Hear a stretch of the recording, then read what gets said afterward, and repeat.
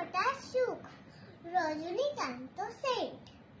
বাবুই পাখিরে ডাকি, বলেছে চড়াই, কুঁড়ে ঘরে থেকে করো শিল্পের বড়াই।